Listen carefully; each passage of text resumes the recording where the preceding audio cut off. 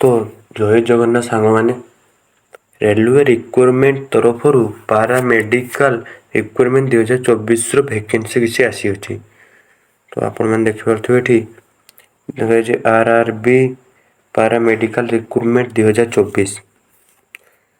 तो ये गोटी पदवी देखिए 1376 पदवी आसी एवं post RRB paramedical staff notification day 8 अगस्त रिलीज होता।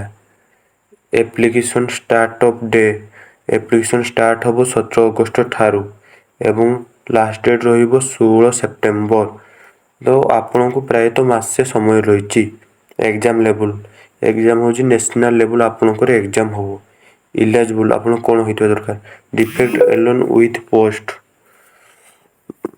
एग्जाम स्टेज माने आप केमती एग्जाम देवे computer base test computer base exam देवे 1 सीबीटी एंड डॉक्यूमेंट वेरिफिकेशन आपनकर फिजिकल किछि नै qualification graduation diploma in equivalent discipline and specify ए आपण एजुकेशन थिने आपण आराम से आरआरबी रेलवे पैरामेडिकल आपण एड हो पारे।